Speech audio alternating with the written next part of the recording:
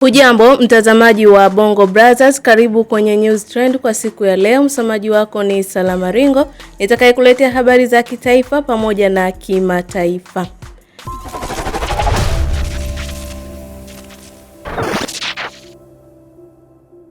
Mahakama Kuu Kanda ya Kusini Mtwara imewahukumu kunyongwa hadi kufa mapacha wawili wakulima wakazi wa kijiji cha Mraushi A wilayani Masasi, ambao ni Daniel Stefano Seif mwenye umri wa miaka 24 na Danford Stefano Seif mwenye umri wa miaka 24 baada ya kupatikana na hatia ya mauaji ya mama yao mzazi.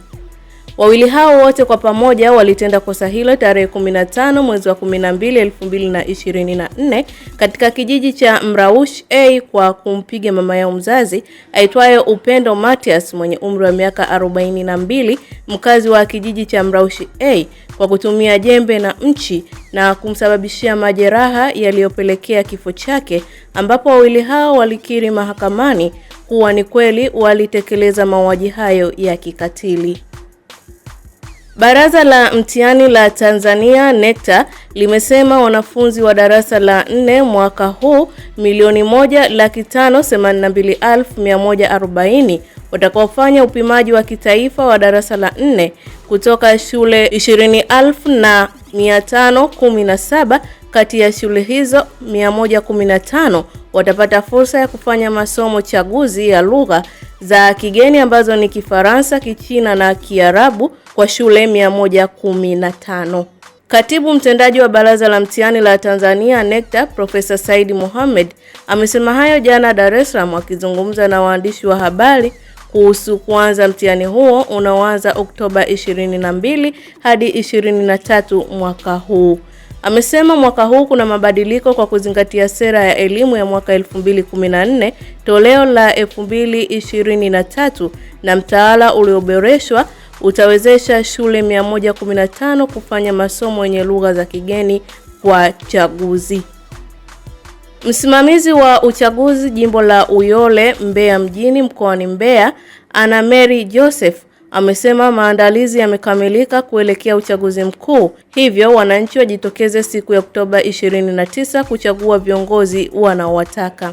Akizungumza kuhusu swala la wapiga kura waliopoteza kadi za kupigia kura, Anna Mary amesema wanaweza kutumia pasi zao za kusafiria au leseni ya udereva. Haya yanajiri wakati joto la uchaguzi mkuu wa rais, ubunge, udiwani nchini likiendelea kupanda, huku wananchi na wakazi wa Mbeya wakisema kuwa wapo tayari kushiriki uchaguzi kwa kupiga kura ili kutimiza haki yao ya kikatiba. Jeshi la polisi kwa kushirikiana na Wizara ya Maendeleo ya Jamii, Jinsia, Wazee na Watoto, Wanawake na Makundi Maalum limetoa ufafanuzi juu ya picha mjongeo iliyosambaa kwenye mitandao ya kijamii ikimwonyesha mwanamke mmoja akimpiga mwenzake. Jeshi la polisi limefanikiwa kupata taarifa za mwanamke mtenda tukio kwa majina yake, sehemu anapofanya shughuli zake na namba ya simu. Pia limesema kuwa muasiriwa wa tukio hilo afike kituo cha polisi Msimbazi dawati la jinsia ili hatua zichukuliwe dhidi ya kile alichofanyiwa.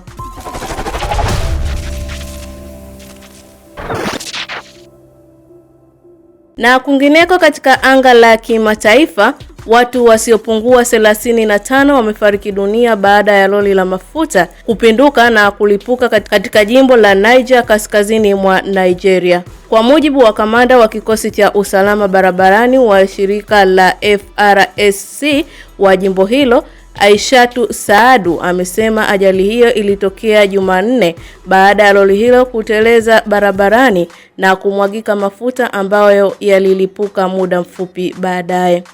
Tukio hilo limeongeza idadi ya ajali zinazohusisha maroli ya mafuta nchini humo, hali inayotaja kuchagizwa na miundombinu duni ya barabara na usafirishaji wa mafuta kwa barabara kutokana na uhaba wa mabomba ya kusafirishia bidhaa hizo.